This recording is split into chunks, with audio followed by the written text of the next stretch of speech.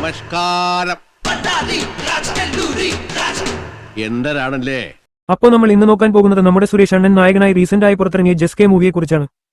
റിലീസിന് മുൻപ് തന്നെ പേരിന്റെ കാര്യത്തിൽ വലിയ വിവാദമുണ്ടാക്കിയാണ് സിനിമ റിലീസ് എത്തുന്നത് തന്നെ. എനിക്ക് തോന്നുന്നു സെൻസർ ബോർഡിനും അങ്ങോട്ട് പൈസ കൊടുത്താണ് വിവാദമുണ്ടാക്കിയതെന്നു. കാരണം വിവാദമുണ്ടാക്കാവുന്ന പല കാരണങ്ങൾ വേറെയുണ്ടായിട്ടും അതൊന്നും കാണാത്തോണ്ട് പറഞ്ഞതാണ്. എമ്പുരാൻ പോലെ ഒന്ന് റീച്ച് ആകാൻ വേണ്ടിയിട്ടാകും. വരൂ നമുക്ക് ഇന്ന് ഈ സിനിമയിലെ ഇല്ലോജിക്കൽ സീൻസിനെ പറ്റി സംസാരിക്കാം. ഒരു ക്വാർട്ടർ റൂം ഇൻവെസ്റ്റിഗേഷൻ രീതിയിൽ വന്ന സിനിമയിൽ ലോജിക്ക് ഇല്ലായ്മ എന്തൊരു കോമഡിയാണെന്നോ സിനിമയിൽ ഉടനീളം ഇത് കാണാനാകും. സിനിമ തുടങ്ങുന്നത് തന്നെ സമൂഹത്തിലെ എല്ലാ പ്രശ്നങ്ങൾക്കുമെതിരെ പൊരുതുന്ന ഒരു വക്കീലായിട്ടാണ് നമ്മുടെ സുരേഷ് അണ്ണൻ എന്ന രീതിയിൽ കുറെ പേപ്പർ കട്ടിങ്സ് എല്ലാം കാണിക്കുന്നുണ്ട്. അപ്പോൾ നമ്മൾ വിചാരിക്കും എന്ത് നല്ല വക്കീലെന്ന്. പിന്നെ സിനിമ കാണുമ്പോഴാണ് മനസ്സിലാകുന്നത് ഇമാതിരി കോണച്ച വക്കീൽ വേറെ ഇല്ലെന്ന്. അത് നമുക്ക് വഴിയേ മനസ്സിലാകും. നിങ്ങൾ ആരാണ്? നിങ്ങൾ ആരോടാ ചോദിക്കുന്നത്? വളരെ സൂക്ഷിച്ച് സംസാരിക്കണം.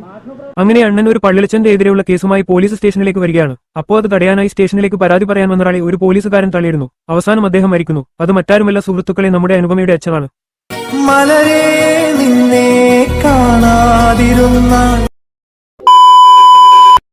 അങ്ങനെ അച്ഛനെ അന്വേഷിച്ച് പോലീസ് സ്റ്റേഷനിലെത്തുന്ന അനുപമ അച്ഛന്റെ മരണവാർത്ത അറിഞ്ഞു കുഴഞ്ഞു വീഴുകയാണ്. അതോടെ നമ്മളും അവരും നാട്ടുകാരും ആ സത്യം മനസ്സിലാക്കും.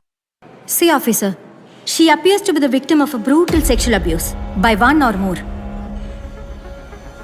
അങ്ങനെ അന്വേഷണം ആരംഭിക്കുന്നു. ഫ്രണ്ട്സിനെ ചോദ്യം ചെയ്യുന്നതിനിടയിൽ നാട്ടിൽ ഉത്സവത്തിനിടയിൽ ബേക്കറിയിൽ വെച്ചുണ്ടായ ഒരു ഇൻസിഡന്റ് ആണ് കാണിക്കുന്നത്. ഈ ചേട്ടന്മാരെ ഒന്ന് നോക്കി വെച്ചേക്കണേ, ബേക്കറിക്കാർ വില്ലന്മാരാകുമ്പോൾ ഇവരെ സ്വാഭാവികമായും വിളിപ്പിക്കേണ്ടതാണ്.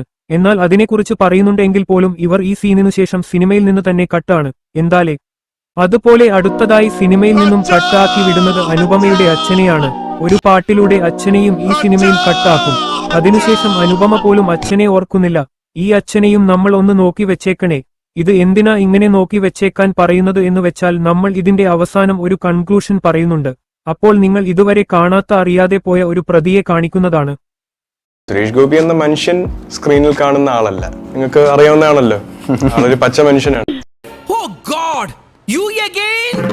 വീണ്ടും നിങ്ങളോ? പറയാൻ മറന്നു, ഈ നെപ്പോ അപരാധം ഈ സിനിമയിലുണ്ട്. പിന്നെ ഞങ്ങൾ എന്ത് ചെയ്യാനാണ് സാർ? ജാനകിക്ക് നീതി ലഭിക്കാതിരിക്കാൻ ഒരു കാരണം സാർ കൂടിയല്ലേ? ഇനി നമുക്ക് കഥയിലോട്ട് കടക്കാം. അന്വേഷണ സംഘം അനുപമയുടെ അടുത്തെത്തുകയും സംഭവിച്ചത് ചോദിച്ചു മനസ്സിലാക്കുകയും ചെയ്യുന്നു. ബേക്കറിയിലെ ഇഷ്യൂവിന് ശേഷം ഫ്രണ്ട്സിനെ കൊണ്ട് വിട്ടതിനു ശേഷം നോക്കുമ്പോഴാണ് താൻ ഫോൺ എവിടെയോ മറന്നുവെച്ചു എന്ന് മനസ്സിലാകുന്നത്. അത് ബേക്കറിയിലാണെന്ന് ഉടനെ തിരിച്ചറിയുകയും അത് എടുക്കാൻ നേരെ ബേക്കറിയിലോട്ട് പോവുകയും ചെയ്തു. ഒന്നാലോചിക്കണം, ഫോൺ മറന്നു അതെടുക്കണം. ശരി തന്നെ, ഓൾറെഡി ഒരു പ്രശ്നമുണ്ടായ സ്ഥലം. പോരാത്തതിന് അവരുടെ സ്വഭാവവും അത്ര ശരിയല്ല, അതും ഈ സമയത്തു. ഏത് സമയമാണ് ഒരു പെൺകുട്ടിക്ക് അസമയം? അത് അല്ല, പറയൂ, ഞങ്ങളൊക്കെ കേൾക്കട്ടെ. അത് പിന്നെ രാത്രി അസമയമാണോ? അല്ല, ഞാൻ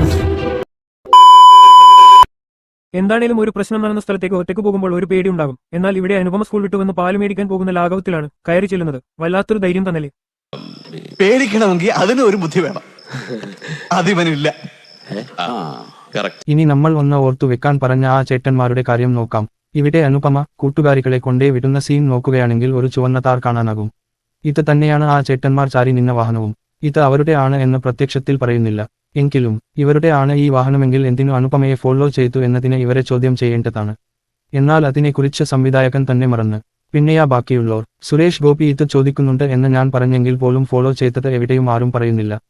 ഒന്നുകിൽ ഇതൊരു ഡയറക്ടർ ബ്രില്യൻസ്, അല്ലെങ്കിൽ എന്തിനു ഈ വണ്ടി ഈ സീനിൽ എന്ന് അവർക്കും അറിയില്ല. ഇനി ഇവരുടെ വാഹനത്തിൽ ഒരു ഡോക്ടർ സിമ്പിൾ നമുക്ക് കാണാനാകും.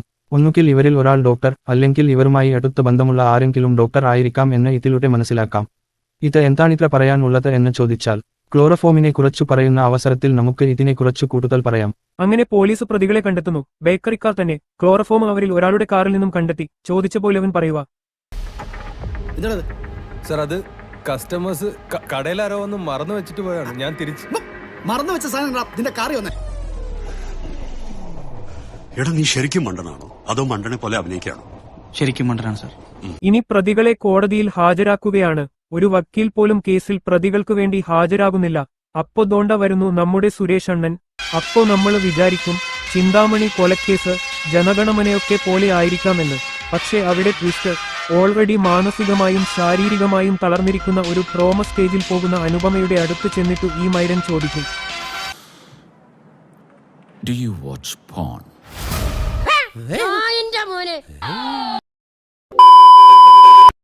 ശേഷം കോടതിയിൽ സുരേഷ് അണ്ണൻ കിടിലൻ വാദിച്ച് അവസാനം ഇങ്ങനെ ഒരു സംഭവമേ നടന്നിട്ടില്ല എന്ന രീതിയിലായി കാര്യങ്ങൾ. ഈ വാദത്തിനിടയിൽ താറിൽ നിന്ന് ചേട്ടന്മാരെക്കുറിച്ചും ക്ലോറോഫോമിനെക്കുറിച്ചും അത് എളുപ്പന്ന് മേടിക്കാൻ കഴിയില്ലെന്നും എവിടെ നിന്ന് മേടിച്ചു എന്നെല്ലാം വെച്ച് കാച്ചുന്നുണ്ട്.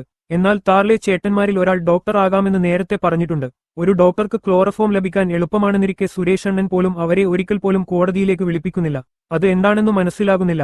ഇനി ഈ കേസ് ഹൈക്കോടതിയിലെത്തുമ്പോൾ പോലും ഇതിനെ കുറച്ച് ഒരു പരാമർശവും കാണുന്നില്ല. എന്താലേ ഇനി നമുക്ക് ഈ കോർട്ട് റൂമിലെ വാദത്തിലെ മിസ്റ്റേക്ക് നോക്കാം. അനുപമ തന്നെ താർലെ ചേട്ടന്മാരെ കുറച്ച് പറഞ്ഞിട്ടും ഈ ജഡ്ജി മോൻ അവർക്കെതിരെ കേസ് എടുക്കാനോ അന്വേഷിക്കാനോ പറയുന്നില്ല.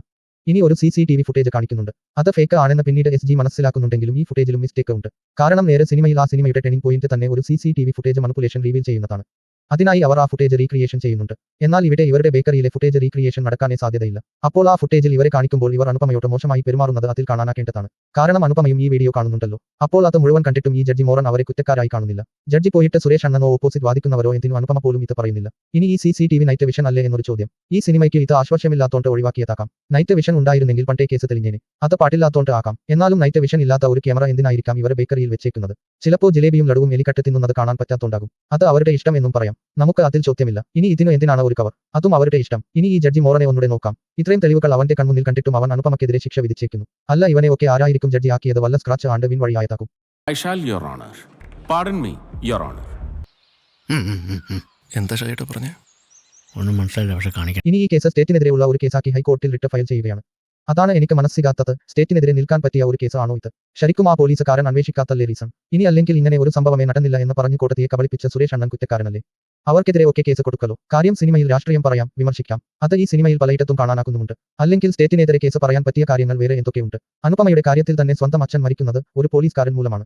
എന്തുകൊണ്ട് അനുപമ അച്ഛനെ കൊന്നവർക്കെതിരെ കേസിന് പോകുന്നില്ല? അച്ഛനെ കൊന്ന പോലീസുകാരനോടൊപ്പം സ്വന്തം കേസ് അന്വേഷിച്ചപ്പോൾ ഇത് ഓർത്തില്ലേ? ഇനി അനുപമ ഈ കേസിന് പിന്നാലെ ആയിരുന്നു പോയിരുന്നതെങ്കിൽ ഇത് സ്റ്റേറ്റിനു എതിരെ പറയാമായിരുന്നു. അങ്ങനെ വന്നാൽ ഞാൻ ഈ വീഡിയോയുടെ ആദ്യം ഓർത്തു വെക്കാൻ പറഞ്ഞ കാര്യങ്ങൾ മറന്നില്ലെങ്കിൽ മനസ്സിലാകും ഇതിലെ മറ്റൊരു പ്രതിയെ കുറിച്ച് പറയാമെന്ന്. അത് മാറ്റാരുമല്ല, നമ്മുടെ സുരേഷ് അണ്ണൻ തന്നെ. കാരണം അനുപമയുടെ അച്ഛൻ മരിക്കാൻ കാരണമായ ആ സംഭവം നടക്കുന്നത് സുരേഷ് അണ്ണൻ മൂലമാണ്. മുൻകൂട്ടി അനുവാദം വാങ്ങാതെ ഇത്രയും പബ്ലിക് പ്രൊട്ടസ്റ്റ് ഉള്ള ഒരു കേസുമായി പോലീസ് സ്റ്റേഷനിൽ വന്ന പ്രശ്നം ഉണ്ടാക്കിയതാണ്. എന്നിട്ട് ആ കേസ് എന്തായി എന്ന് ചോദിച്ചപ്പോൾ തെളിവില്ലാത്തോണ്ട് വെറുതെ വിട്ടെന്ന്. പിന്നെ എന്നാ മുഞ്ചാന ഈ മൈരൻ ഈ കേസ് എടുത്തതാവോ? ഇവൻ എല്ലാ കേസിലും ഇങ്ങനെ തന്നെയാണ്. അനുപമയുടെ കേസിൽ തന്നെ കണ്ടില്ലേ, കേസ് പഠിക്കാതെയും അന്വേഷിക്കാതെയും വന്ന് ഓരോന്ന് പറഞ്ഞ് പ്രതിയെ വെറുതെ വിടും, വാദിക്കു ശിക്ഷയും മേടിച്ചു കൊടുക്കും. അനുപമ അപ്പോൾ അച്ഛന്റെ കേസിന്റെ പിന്നാലെ പോയിരുന്നെങ്കിൽ സുരേഷ് അണ്ണൻ ആയിരുന്നു പ്രതി. അച്ഛനെ ഒരു പാട്ടോടെ മറന്ന അനുപമയോട് അല്ലെങ്കിലും എന്ത് പറയാം? ഇനി വില്ലന്റെ കാര്യം. ഇത്ര കഷ്ടപ്പെട്ട് ഇവനെ പിടിച്ചോണ്ട് വന്നിട്ട് വായിൽ നാക്കുണ്ടോ എന്ന് അറിയാൻ വേണ്ടിയെങ്കിലും അവനോട് എന്തെങ്കിലും ചോദിക്കായിരുന്നു. ഇപ്പോ അവൻ ആരായി? ഞാൻ ആരോ ഏട്ടാ? ഇവന്റെ നിൽപ്പ് കണ്ടാൽ തോന്നും സ്കൂളിൽ നിന്നും കോടതി കാണാൻ ടൂർ വന്നേക്കുന്നതാണ്. എന്റെ അഭിപ്രായത്തിൽ ഇവൻ ഒരു മണ്ടനാണ്. കാരണം അനുപമ ഫോൺ എടുക്കാൻ വരുമെന്ന് 100% പോലും ചാൻസ് ഇല്ലാത്ത ഒരു കാര്യത്തിന് വേണ്ടി ഇത്രയും പ്ലാൻ ചെയ്തു അത് പൂർത്തിയാക്കി. ഇനി ഇവൻ വില്ലൻ തന്നെ. ഇവന് എവിടുന്നു ഈ കുറഞ്ഞ ടൈമിൽ ക്ലോറോഫോം കിട്ടി എന്ന് ഇവിടെ ആരെങ്കിലും അന്വേഷിച്ചു? ഇല്ല, അതിന് ഉത്തരമില്ല. ഇവൻ ഈ പ്ലാൻ വല്ല ബാങ്ക് റോബറി നടത്തുവായിരുന്നെങ്കിൽ രക്ഷപ്പെട്ടേനെ. അതാണ് ഞാൻ പറഞ്ഞത്, ഇവൻ മണ്ടനാണെന്നു. ഇനി ഇവനോട് ചോദ്യം ചോദിക്കാനോ വാദിക്കാനോ ആർക്കാ നേരം? അവർക്ക് എല്ലാവർക്കും സ്റ്റേറ്റിന്റെ പറഞ്ഞോണ്ട് നിൽക്കാനേ അറിയൂ. ശരിക്കും ഈ സിനിമ ഇങ്ങനെ തന്നെയാണോ എഴുതിയത് എന്ന് അറിയില്ല. സുരേഷ് അണ്ണൻ നായകനായപ്പോൾ കഥ മാറ്റിയതാണോ എന്നും അറിയില്ല. എന്തായാലും സ്റ്റേറ്റിനെതിരെ ഉണ്ടാക്കാൻ നോക്കി അവസാനം ഒരു തൊലിഞ്ഞ അപരാധമായി ഈ സിനിമ മാറി.